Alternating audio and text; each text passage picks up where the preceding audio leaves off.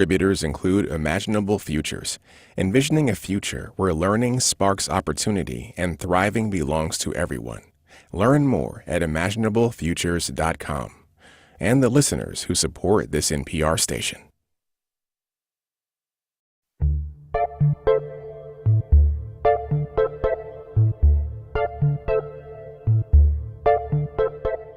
Support for First Coast Connect is provided in part by Baptist Health and North Florida TPO. Opinions expressed on the First Coast Connect Week in Review are those of our panelists and do not reflect the views of WJCT News 89.9. Good morning, I'm Ann Schindler. Welcome to First Coast Connect. It's Friday, which means it's time for our First Coast Week in Review. Among our topics, state legislators look to fast-track mega developments, even as local residents are told to make way or move. JTA is raising fees for some disabled passengers, even as it cuts regular bus fares and makes its new downtown shuttle free. The mayor's office suspends its Hispanic outreach coordinator for Hispanic outreach related to ICE enforcement. Neighbors opposed to a persistent stench get class action status in a lawsuit against a local scent manufacturer. And a reporter makes her own headlines out over effusive praise at a Jaguars post-game presser. To talk about all that and more, I am joined by Mike Mendenhall, associate editor and City Hall reporter at Jacksonville Today. Good morning, Mike. Good morning, Ann. Jack Webb, attorney and former City Council President. Jack, good morning. Good morning. Christina Burgess, reporter at First Coast News. Welcome back, Christina. Good morning, Ann. And Ben Becker, anchor at Action News Jax. Good morning, Ben. Happy chilly morning. Happy chilly morning. Happy New Year as well. You too. It's good to have you guys all back on the program. So I want to start with this issue that kind of popped off a lot yesterday, having to do with ICE enforcement, also the mayor's Hispanic outreach coordinator sparking a backlash over comments that she made on social media about local ICE enforcement. It was nearly a 15-minute long Instagram video that she posted, and it urged the immigrant community to take precautions and if stopped, to comply. We'll talk about it in a second, but let's take a listen to part of that video. They are out. They're out, and there's nothing we could do about it, guys. This is the world we're living in right now. So if you're in this situation, the best advice I could give you is to please just comply. Comply. As much as we don't want to. And I know many of us are going to be out recording these recordings. Please be safe. Be safe. Okay? Comply, have a plan in place with your lawyer, and have a power of attorney in place. So Yaya has actually been on this program many times. People will recognize her, but you can see that she's getting really emotional in that video, Jack. Yeah. She's been placed on administrative leave. Yep.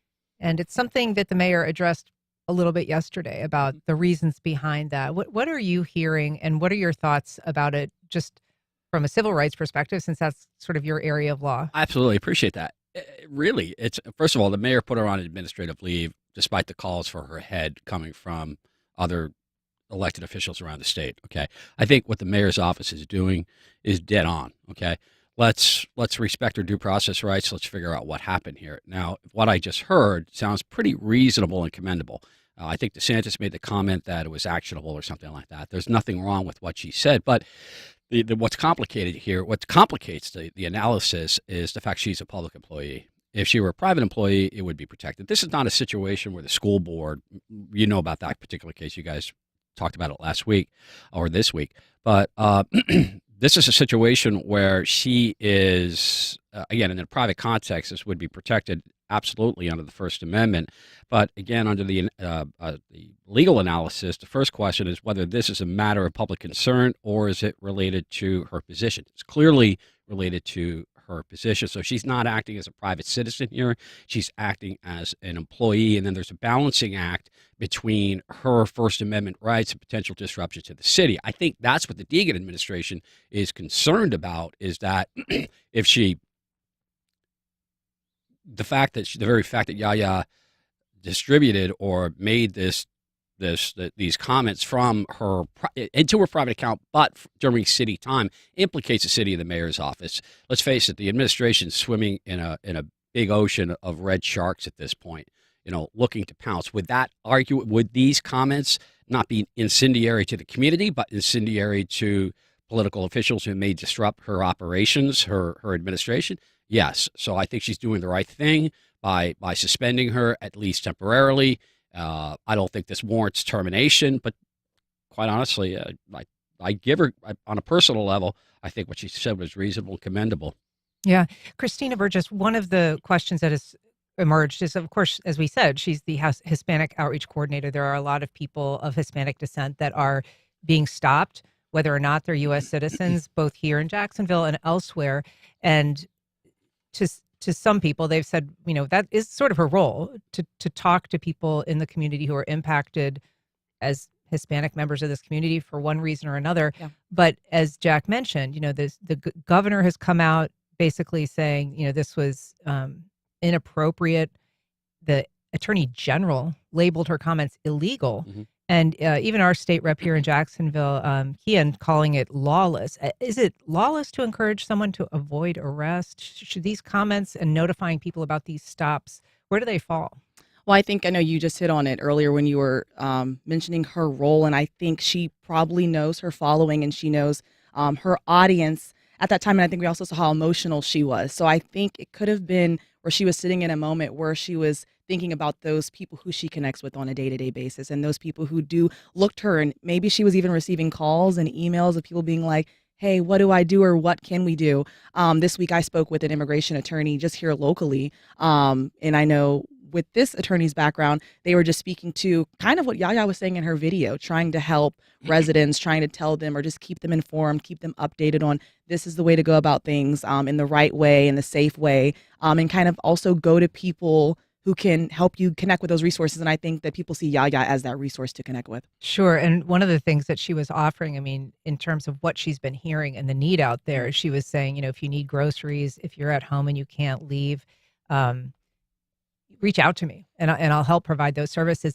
It was interesting to me, Mike, I want to ask you about the mayor's response yesterday, because we actually had her on the program on Tuesday and we asked her about ICE enforcement. Is she hearing about additional ICE enforcement? What are her concerns as a Democratic mayor, as we've seen Democratic mayors across the country have their cities targeted by significant, ICE enforcement? And we asked her about it.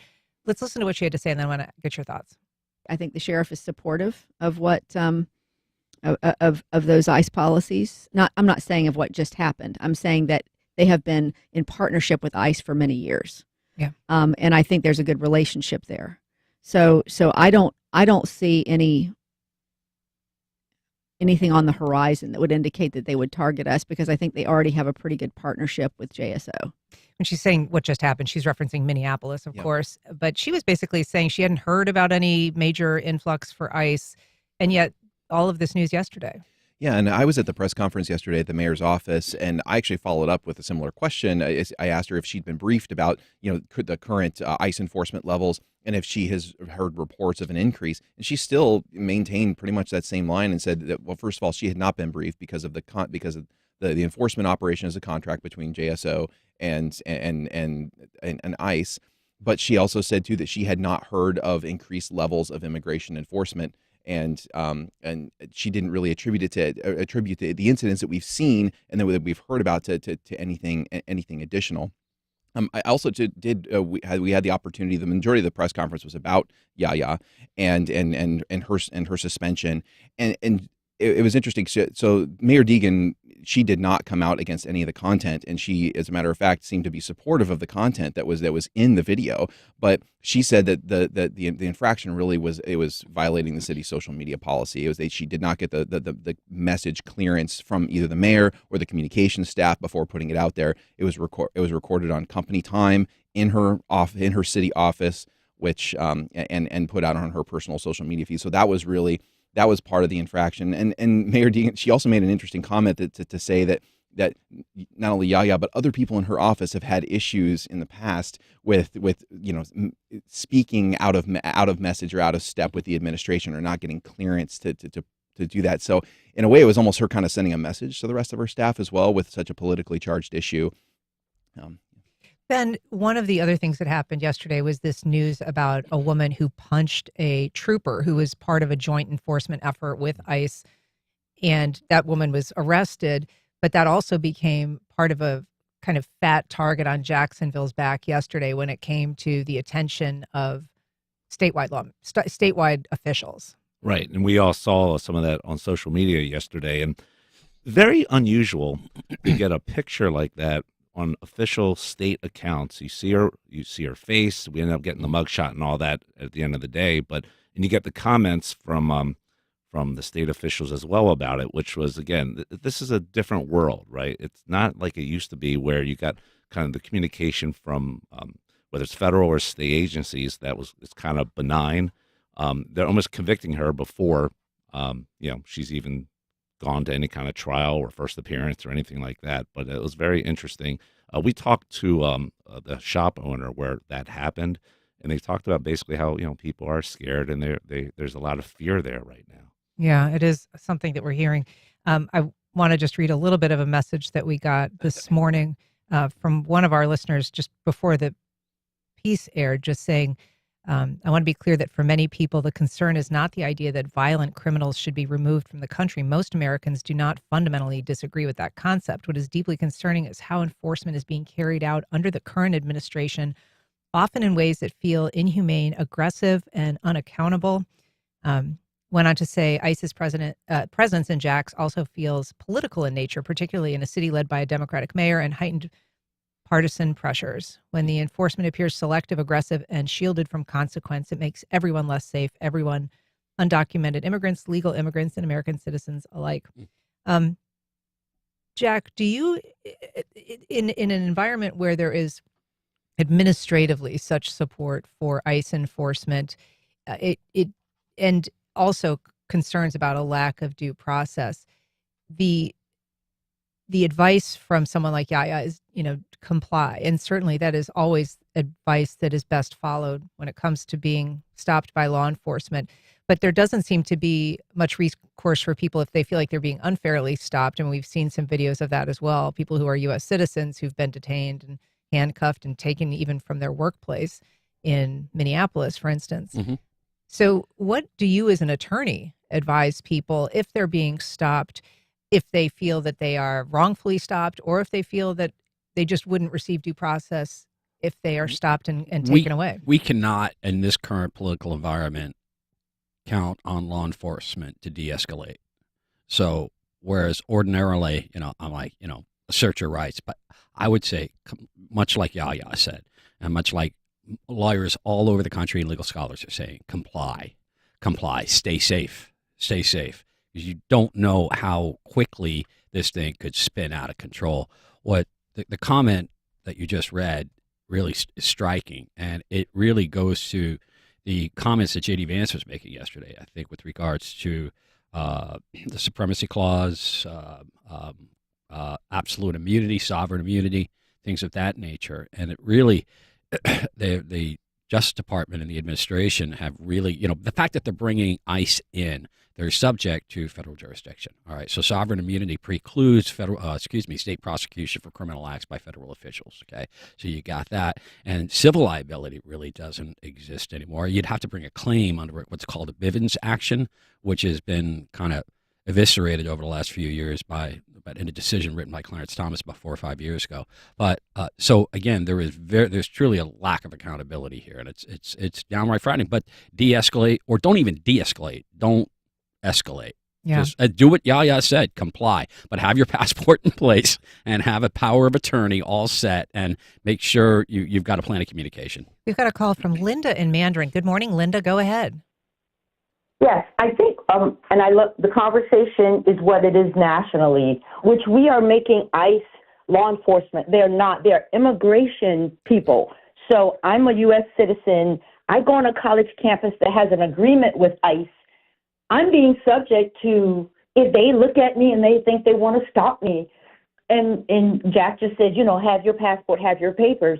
If I was born here and my ancestors here from the 1700s, is that not apartheid South Africa? If I have to have my passport on me to prove to ICE that I was probably here before their ancestors? I just think the narrative needs to be, they have sovereign immunity for things that are done legally, but they are not law enforcement. They are supposed to be immigration. And Kavanaugh gave them the right to stop people when they're brown. That's why this is happening. And Yahya probably got the outreach from people in her community. As Hispanic coordinator, she was trying to make the people here feel comfortable that they had a resource in the mayor's office. And now the look is, yeah, that you're in the mayor's office, but don't step out of line because we're going to penalize people who are supporting brown people. That's just my feelings. It may not be facts, but that's my take. Thanks. Linda, thanks. And of course, Yaya is the first ever Hispanic outreach coordinator for a mayor's office. If you're just joining us, we are talking about the week's headlines with our panel of journalists, and you are welcome to join our conversation. You can give us a call at 904-549-2937. You can email First Coast Connect at wjct.org, or you can go to firstcoastconnect.org and find other ways to connect with us. I do want to move on now to a story that you covered, both of you, Mike and Christina Burgess, a story that is, will be impacting hundreds, if not thousands of people in Jacksonville who depend on the city's paratransit service. Christina, JTA was initially considering canceling altogether the same-day ride service, and then they heard from the community. They did. And a lot of times when you see change, it's when you hear from people that are going to be impacted by decisions. So once JTA leaders were hearing, hey, this is still a need, they decided to keep Connection Plus, go with this 6-month pilot program. But in it, there are some higher fares that people will now be seeing. I know before it was $6. I want to make sure I'm having it correct. $6 for the first 15 miles and then $2 per miles after. It's now going to cost them $10 for the first 8 miles and then $3.50 per mile after that. And so, and I should say we struggled to do some math here at First Coast Connect, but basically the calculation is it turns a 15-mile ride from what used to be $6 to $34.50. Yes, and the people who are having to pay that, they're going to be feeling the brunt of it. And we heard that. I was at City Council this week. We're doing public comment. There were multiple residents who went up before council members and kind of made these concerns known. I ended up speaking with them when they went outside in the atrium, and I just had each of them. They spoke with me and they said, hey, I work more. It takes me longer than 15 miles to get to my job. And so one woman said a week could cost her $300 in just 1 week. And so that will start to add up. And they were, we're grateful that JTA is still letting us have this and utilize this pilot program, but they're just like, this is going to cost us a lot. And their big thing was that we want to go to work. We want to still have, our rights and utilize the service that we've been utilizing. But now we're like, this is kind of hard on us. So. And one of the people that you spoke to who spoke at that meeting was Sharon Gykes. She talked about just trying to absorb the impact of this new rate hike. Let's take a look and a listen. I work full time. I live over 15 miles from my job. So it would cost me $320 a week to take transportation. $320 a week to go to work. So I ask you, is it better for me to sit home, be on benefits, and have you support me? Or would you like me to go to work, support myself? This is not a privilege. It is a right. We have a right to work. We have a right to have social activities. This affects our quality of life. So Mike Mendenhall, that's a meeting that you also reported on. Obviously some emotional testimony for people who aren't able to watch the live stream. I mean, she's severely disabled. Someone is holding the microphone for her. She's in a wheelchair, and yet she is working full time and says she may not be able to continue because of this price increase. Yeah, and people with disabilities is a group that has really benefited from the Connection Plus program, and could it would be very detrimental to them if it went away, and seeing the cost increase. It's supposed to be the program itself is supposed to be kind of an affordable option, separate from your traditional ride shares like Uber or Lyft. A lot of folks that experience these kind of issues, it's difficult for them to wait for a scheduled route bus. Sometimes the route bus do not take them to where they need to go. So, and the paratransit shared bus system has notoriously had problems with on-time pickups. Absolutely, and so it's interesting. So recently, the City Council Finance Committee got a quarterly audit report from JTA, and they are going to be returning to the City Council to ask to amend their budget because they went several $1 million over budget. There were two programs that were the rationale. One was the Connection Plus. The other was the Navi autonomous vehicle program for some operational costs, and that program has been under a lot of scrutiny from City Council, as a lot of people think that it's a waste of money, on the City Council, and so that's an area too. They're like, why are we investing in this program when this other program seems to be successful? Well, that's a question I have for you too, Ben. I mean, this is a agency that recently said we're $19 million over budget this past year. They're looking at making cutbacks to this paratransit service, and yet they're lowering their bus fares from $1.75 to $1, and they're making Navi free, this autonomous shuttle service on Bay Street downtown. What's the rationale there? There is no rationale. So the Navi, or the Navi, or whatever you want to call it, according to the council auditor, went $7 million over budget. The Connection Plus, my understanding, it cost JTA $6.5 million to run it. So you start doing math, and you have the $7 million here and the $6.5 here. So in effect, they're pouring $7 million plus into an autonomous vehicle that's not even autonomous, at the expense of elderly and disabled people who can't get to work now. So where does that make sense, right? Yeah. Where does that make sense? And this has been discussed over and over again about these Navi vans. They're not autonomous. They're being driven by drivers right now. We've had crashes with them, even with the driver. Ridership is very low. Ridership is almost non-existent. I know City Council hates them. I'm not sure anybody wants them. I don't know about you guys. I've never spoken to anybody that says, I want an autonomous vehicle to take me down the road on Bay Street. Well, I should say we have an employee here that has successfully been riding the Navi, enjoys it. Great. Well, that's one. We got one. Okay. All right. So there's one. The only people that I've heard that want this program is Nat Ford and Mayor Deegan.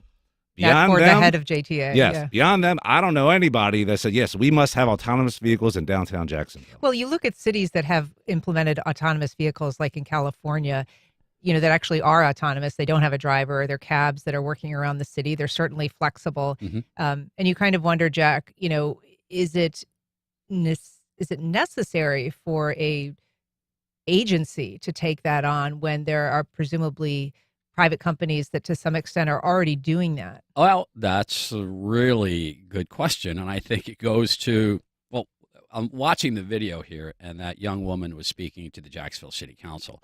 Jacksonville City Council doesn't make these decisions. Jacksonville City Council has one liaison who is a non-voting member of the JTA board, right? So what do we have here? We've got an oversight problem, right? Well, that begs the question, why is the JTA board structured the way it is? Because the governor's got 4 appointees, the mayor has 3, and the FDOT regional secretary serves ex officio on the board. Okay, but why? Again, it goes back to like the 50s, because the JTA was originally the Jacksonville Expressway Authority. It was a road building operation in conjunction with the Florida Department of Transportation. Okay, in the 70s, when the private bus lines went bankrupt, JEA took them over and said, all right, we're going to be the Jacksonville Transportation Authority. All right, now JTA doesn't build roads anymore. So, but yet they're running transit within the city of Jacksonville. Why? I mean, it seems to me that you say Nat Ford wants this thing. Well, JTA independent board also wanted the Skyway many years ago. Okay, that didn't work out so well. So you're still trying to fix that by doubling down on the Navi stuff. All right, I'm not really sure if the Deegan administration was wholly supportive of the Navi. She is now, again, because we got nowhere to go. Right, we got to recover sunk costs here as best we can. But once again, here's my suggestion: if anybody on the city council wants to have some fun, get a supporter in the legislature, introduce a J bill to restructure the JTA board, see where that goes. So remember, the Navi also ties to the Skyway, because they want to be able to have those vehicles come off the Skyway onto Bay Street. Yep. And I think the alternative was to tear down the Skyway, but I believe you'd have to pay the government back like $90 or $100 million. So they want these vehicles they want to adapt them to the existing Skyway with ramps and then have them run on the Skyway. Exactly. And the alternative is to tear down the Skyway than pay back the federal government. And they figure, okay, it's better to spend $300 or $400 million to try to retrofit it than the $100 million to give it back.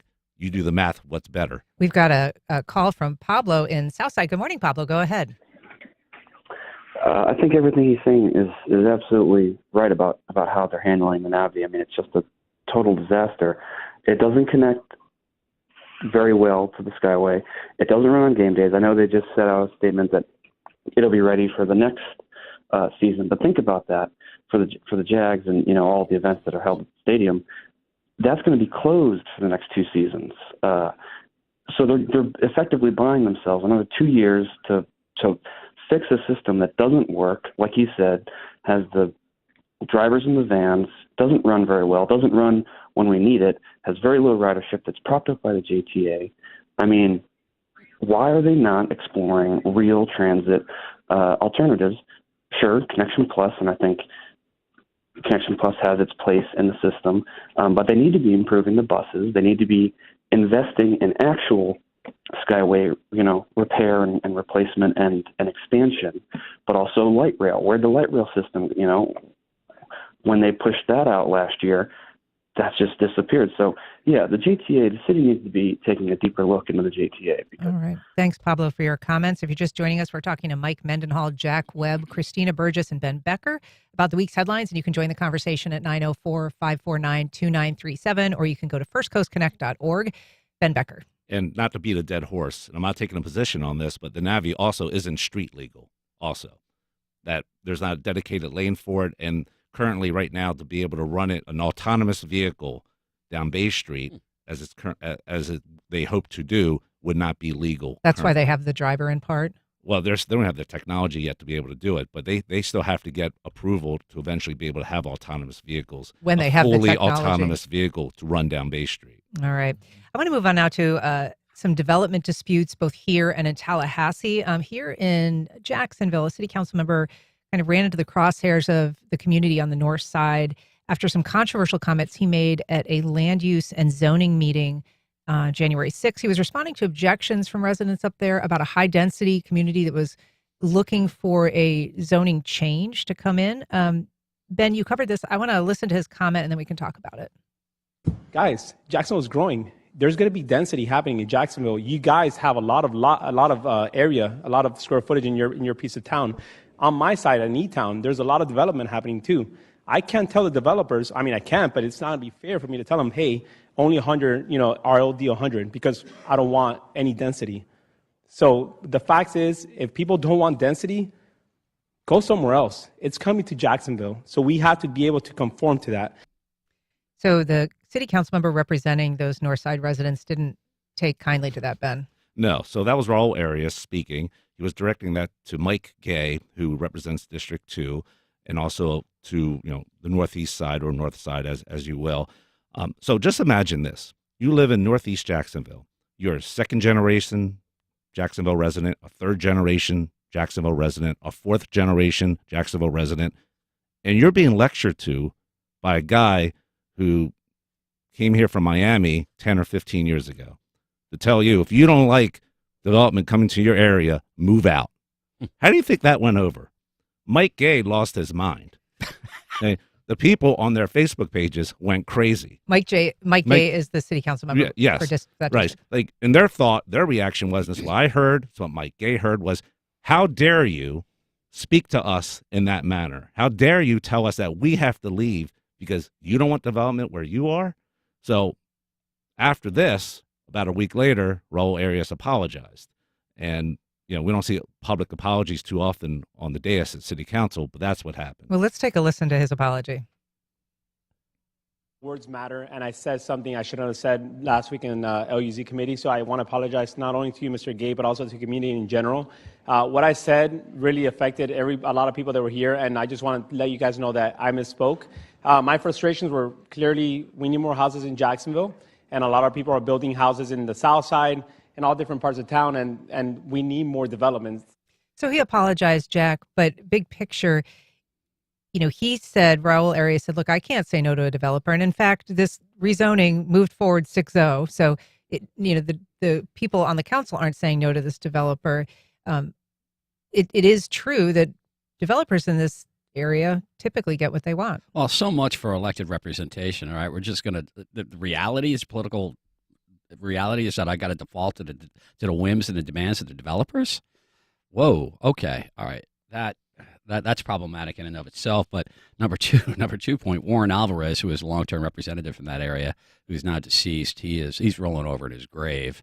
Number three, this is what blows me away in many respects, is what's happened to the collegiality on the council. It used to be the practice that if the district rep opposed a development, that the rest of the council would not even engage. They would defer to that council member. They would defer to that council member. And so I feel for Raul here to a certain extent, because I lost my head. I lost my whatever on an LUC meeting one day and said some things I probably shouldn't have said, but that's because I was trying to protect my community. I was going after the developer, and that didn't sit too well with the developer, but perhaps that's only why I only served one term.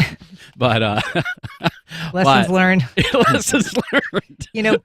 Mike Mendenhall, I want to ask you, because in terms of development power, we're also seeing pressures at the state level. There is a bill that's called this Blue Ribbon Bill that is moving forward. We'll make some changes, but big picture, it says if you're a massive mega developer and you agree to put aside a chunk of your land into conservation, essentially the local government and the people who live there have zero say. It would be an automatic expedited approval for this massive development, as long as there was, some of these requirements were met, including being near sort of some transit hub of some kind, whether it's rail or highways, and then again, putting this land into conservation. What does a bill like that portend for people who are concerned about the pace or the kind of development that's happening? Well, for one thing, too, it also reinforces the fact of the belief of a lot of people that think that the Tallahassee is quickly eroding home rule in the state, taking the power and the authority away from the local governments to make these kind of decisions. In terms of the development itself, there are differing opinions all over the country, nationwide, on what to do about the affordability of housing, the housing crisis. And trying to bring more units, more homes to fast growing areas, and that includes a state like Florida. So this bill is incredibly aggressive at it, and it's going to make a lot of folks upset. Kind of going back to what Councilmember Arias said, there's a lot of people out there that think that density is the answer. Building more units in a small area, that's the answer. But the residents that live in these places, a lot of them move there because it's rural, because it has wetlands and nature like that. That's why they move there. It drastically changes the character of their area when you see large scale suburban development coming in. Sure. And when you set aside area for conservation, a lot of environmentalists and it will tell you that what really develops an ecosystem and creates an ecosystem is consistent a conservation land. You need a large area. If you break it up with development, it's really not going to impact the ecosystem, or it's not going to positively affect the ecosystem. It's really going to damage it. Christina, you obviously cover in City Hall a lot of issues where people are speaking against a community. This particular area, which is home to Cedar Branch Road, Cedar Bay Road, Main Street North, there's a lot of available land, and yet it's also one of those areas that the city has itself designated as, at risk of flooding. There's a lot of wetlands there. It's an area that the city's own kind of resiliency and growth experts say, that's maybe not the most resilient area to build in. Those roads are going to be underwater in a lot of cases. You can build a community there, but if people can't get to and from it, it's not going to be a great place to live. Yeah, and I think that's, what residents are kind of trying to make known and trying to speak. And I think, like you were saying earlier, if you're a second generation, fourth generation, your area, your community, you kind of know what you're talking about and your stuff. And I think a lot of times, time and time again, we hear from residents, not even just in this community, many communities, many neighborhoods that are like, hey, we don't need something here for XYZ because we're the ones that are living it. We're the ones that are seeing it. And I think that when you come to a meeting like that and you're speaking to officials, you're hoping that they lend you an ear because you are the ones that are in this lived experience. All right. I want to move on to another topic that got quite a bit of attention this past week since the Jaguars game. Has to do with a local reporter. She was speaking to Coach Liam Cohen after their devastating loss and didn't really have a question. Let's take a look and a listen to what she had to say. I just want to tell you, congratulations on your success, young man. Thank you. Hold your head up, all right? You guys have had a most magnificent season. Thank you. And you did a great job out there today. Appreciate so you just hold your head up, okay? Thank and you, ladies ma'am. and gentlemen, Duval, you the one, all Thank right? you, ma'am. keep it going. We got another season, okay? I appreciate Take it. care and much continued success to you and the entire team. Thank you, ma'am. And wow, what a backlash. That actually dominated the headlines. The Jaguars' loss was like, yeah, after the jump, as you'd say in the newspaper business, it did not really command attention. So this was covered by the New York Times. This was covered by, the Today Show. She was interviewed widely. First Coast News interviewed her.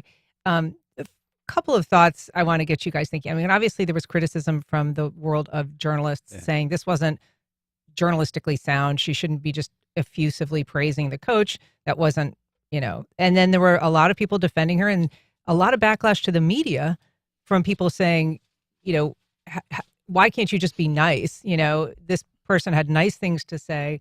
And it sort of turned into a backlash against journalists who were critical of her non-question. Yeah, I think we've all covered press conferences. I'm not a sports reporter, but you've been in the room where, you do want to ask those hard-hitting questions. And I think sometimes we get that tunnel vision, but I think we saw Lynn, she was sitting in a seat of, being a human and being a person and seeing another person. And I know she was saying how she kind of read the room and, we lost the game. So it's going to be somber. People are going to be asking him all of these questions. And she decided to go in a lane of her own. And I think since this is going viral, we've heard her speak locally and nationally about, the lane that she has been in for years. And, when I was kind of seeing and hearing everything that she was saying, she was kind of saying, I'm true to this, not new to this. Like I've been in the game for decades before I've even been, I'm still a young baby journalist. And so she was just saying, you might have seen me in this viral moment in this room, but I've also been in other rooms. And I think we saw members of the media kind of speaking to wanting to have her credentials taken. And it was just a wide range of things. And I think other people kind of saw it as this is a nice highlighting moment. Some people said this is like my internet auntie, my internet grandma. Mm-hmm. And they even felt like that what she was saying, I know she said it to Coach Cohen, but a lot of them felt like it resonated with them at home. Ben, I'm curious what you have to say because, there are people that think, well, this is a nice moment. Duval grandma, she's called. But people in the world of journalism often take a negative view of something like that. And, sports reporting sometimes itself is accused of this sort of hagiography of sports figures and not maybe being as probing or as journalistically sound as they might be in that field. So what's your take on the appropriateness of that comment? Well, it's funny because everyone assumed I'd be negative about it. Yes. That I would hate it.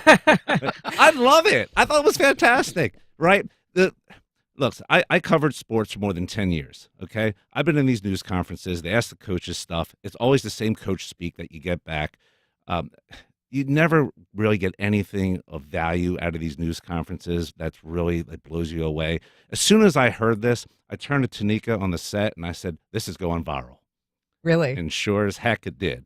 I just knew it was a story. You could see it. It was a feel-good moment. You got to remember, too, that she's representing a newspaper that's a community newspaper. That's her That's her readership. She's not representing Action News or Washington Post or whoever. Well, what if it had been one of your reporters? What would have happened to one of your reporters? That's different, right? But I'm asking. Yeah, it's a different expectation, right? If it's us, well, we have different viewers, right? And they have a certain expectation of what we deliver. Would that reporter have gotten in trouble? I would imagine that would not have gone over so well. Yeah. But she has readers. She has different readers that have a different expectation. They're not necessarily looking for the critical view. They want more of a positive outlook on it. And I thought it was fine. It was great. And I think it's been proven right because it blew up everywhere. Everyone's talking about it. To your point, no one talked about the game. They talked about her question. And it was a nice moment. We've got a call from Michael on the north side. Just briefly, Michael, please go ahead. Yeah, I just wanted to say, I know that's rare in Donald Trump's America to display compassion and sympathy and empathy. But anybody who watched that press conference could see that the coach was visibly dejected. He literally had his head down prior to her comment. So she was responding to how he was looking. She was responding to his visible mood, his demeanor, his mannerisms. He was giving all his answers with his head down. That's why she said, hold your head up, be proud. She was trying to encourage him. And again, we don't see much of that, but we need more of it. Michael, thank you. We've got a call from Sally in Springfield. Good morning, Sally. Go ahead. Yes, good morning. I just wanted to point out mostly the people complaining were the other reporters in the room. There was like 7 seconds of nobody asking questions before she asked the question. And lastly, I haven't heard any fans complaining. So she really basically lifted up not just the coach and the team, but the whole community and the fans. Sally, thank you. Appreciate those comments. Just before we wrap, I want to get to a story that is important, worth touching on. Mike, this is Murray Hill residents achieving class action status in their long-running lawsuit over the stench in Murray Hill. They say that IFF, International Fragrances and Flavors and Fragrances on the Westside, a chemical manufacturer, is responsible. Yeah, and that this group of people has been the residents of Murray Hill have been fighting this for a very long time. I believe this is the second lawsuit, if I'm not mistaken, that's happened. Yeah, they on filed this in federal issue. court, and I think it had to move to state court. So yeah, and so I mean, Jacksonville has a long history of negative odors. It's pretty widely known. Back in I believe it was the 70s that the paper mills and in 80s, Jacksonville and 80s. 90s. The paper mills were provided quite a stench in the city, and it took a lot of action, legally and through the city to get those to stop.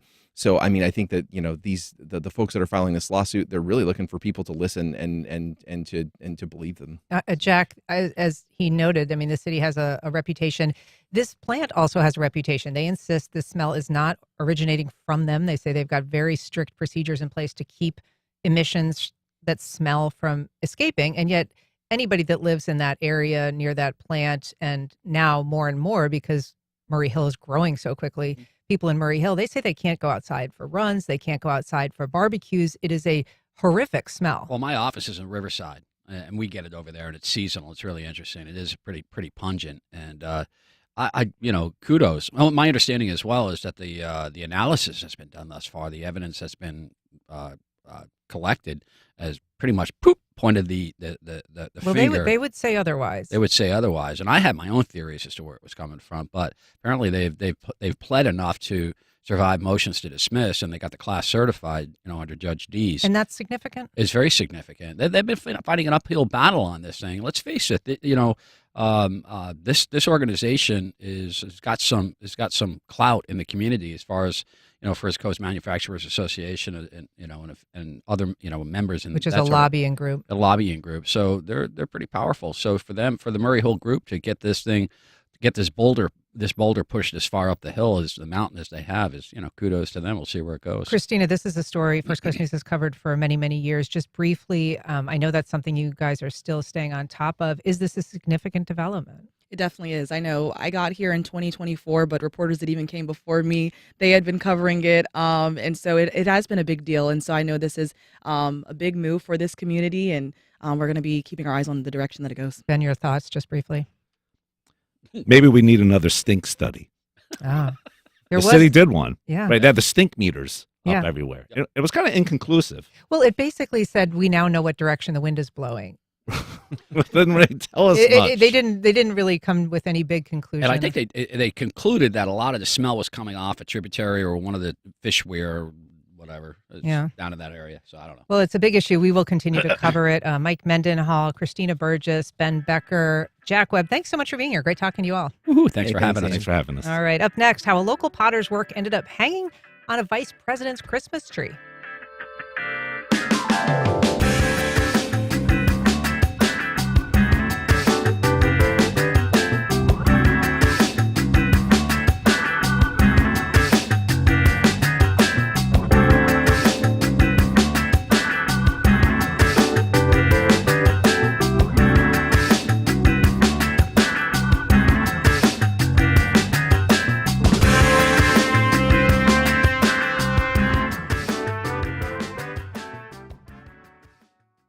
Scenic Jacksonville presents the Great Cities Symposium on February 5th. Victor Dover, city builder and town planner, shares how he has transformed cities, streets, and neighborhoods through urban design across the U.S. Tickets available at scenicjacksonville.org. Florida Theater presents an evening with Itzhak Perlman. This multimedia program interweaves storytelling alongside personal photos, documentary clips, and performances by the violinist and his pianist. Monday, January 26th at 8 p.m. Tickets and information available at floridatheater.com. Terrell Hogan Law. I'm Wayne Hogan. Highway, hospital, home, work. Where injuries happen can make a difference in the law and the outcome. More at terrellhoganlaw.com. The Gamble Rogers Festival and St. John's Cultural Council present an evening of songwriting and musicianship by Robert Bolin and Will Mehring. Live from the Waterworks, January 17th in St. Augustine. Tickets available at gamblerogersfest.org.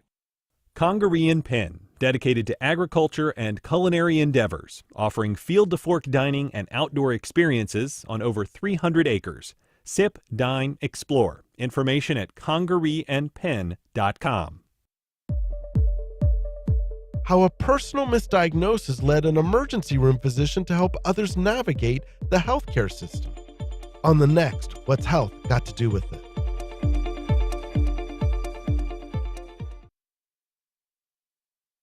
On the next Friday News Roundup, what we know about aggressive ICE tactics on the ground in Minneapolis. One of the agents pulled out his firearm and aimed it at me from point-blank range while I had my hands open and out to my sides. Plus, President Trump goes after Fed Chair Powell, the FBI raids a Washington Post reporter's home, and Denmark and Greenland visit the White House. We round up the news next time on 1A. Today, starting at 10 on WJCT News 89.9.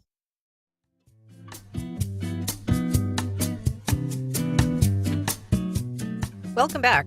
Well, for most of his life, Charlie Moses Brown toiled in relative obscurity as an accountant. But once he turned his full focus to art, his work became nationally and even internationally known. Here to tell us about it is Brittany Cohill, Executive Director of the Mandarin Museum and Historical Society. Brittany, welcome back. Thank you, Anne. Good to see you. So Charlie Brown. Yes. He was born in Mayport, but he moved to Mandarin as a very young child and basically spent his life there until his death in 1987. Tell us a little bit about just this unusual career trajectory of his. Yeah, so he was not an artist always. He worked with numbers. He worked for a local fruit company as an accountant. And, he made a massive career shift. And this was, I think he was 58 years old and decided to go full time as a potter. Quite a change. With the encouragement of his friends who were also artists, Memphis Wood, who is an artist that's near and dear to us in our Mandarin history as well. And he was inspired by some courses that he was taking that Memphis had encouraged him to take. And he felt like he wanted to do something meaningful with his life. And so this was part of the American studio crafts movement post-World War II, and really a reaction to mass production, mechanization, and this reaction that emphasized self-expression, working with your hands, a connection to the earth. And so Charlie was part of that. And he was successful. Memphis didn't have much confidence. She said, I think once Tim Gilmore, local author, had included this in a recent article, that Memphis said to him, "You're making a mistake. You won't make enough money to even buy your whiskey each week." Well, we're looking at, for people watching our live stream, pictures of Charlie at work in his studio. And his style was really different for a few reasons. One was this, he didn't use a potter's wheel, and he really tried to avoid that clean look. He really liked to do stuff by hand. And he also had a specific style of firing his work. Can you tell us just a little bit about his approach? Right. So he worked mostly in raku or reiku pottery, which is a Japanese method that originated in the 16th century, actually. And it produces a really delicate piece that you have to really handle with care. And you fire it at a very high temperature in a small kiln.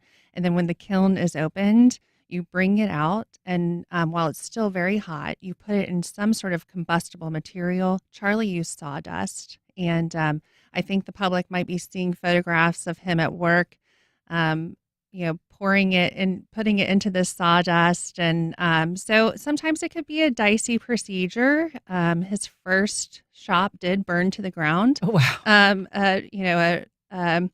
A radical ember just kind of flew out and burned the whole place down. What is the effect that gives the pottery when it's kind of fired and then put into something that itself catches fire? Well, it really produces some unique forms in the glaze.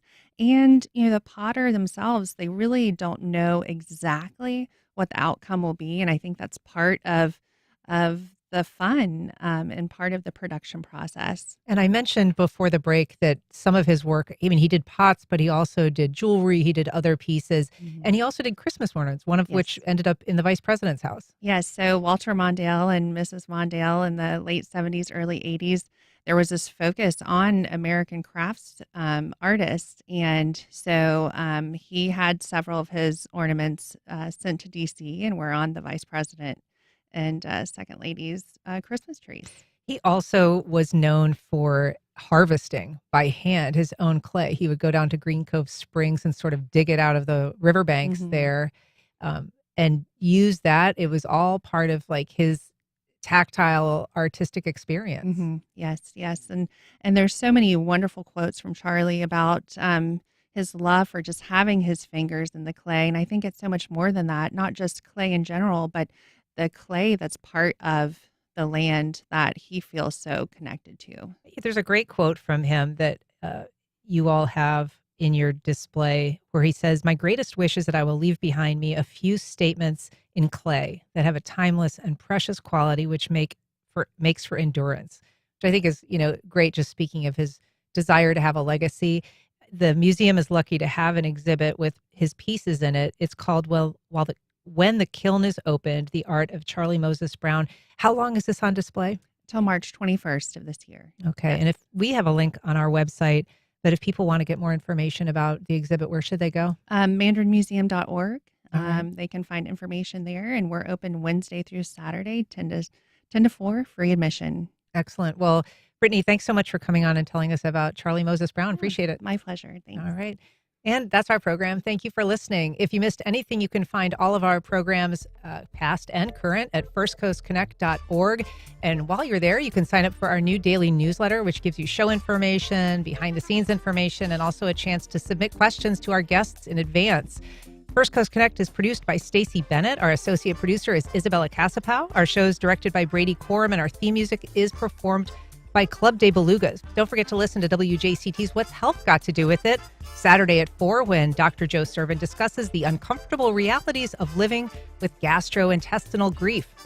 Join us Monday when we discuss the civil rights implications of recent ICE crackdowns for U.S. citizens and non-citizens alike. I'm Ann Schindler. You've been listening to First Coast Connect on WJCT News 89.9.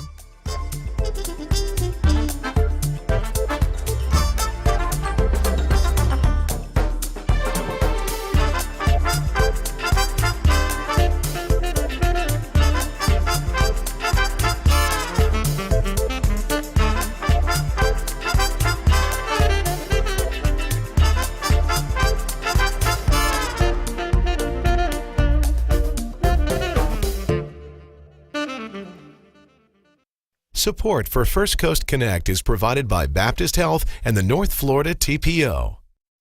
AEG presents The Beach Boys, saluting 60 years of pet sounds with 2 shows at the Ponte Vedra Concert Hall, Monday, January 26th at 5 and 8:30 p.m. Tickets and information available at axs.com. The North Florida TPO is committed to shaping our transportation future. We're focused on planning, funding, clean fuels, and new technologies for a vibrant, connected community. Learn more at northfloridatpo.com. Baptist Health is a proud supporter of First Coast Connect. Baptist Health, committed to building a healthier community for all of us. More info at 202-4YOU or baptistjacks.com.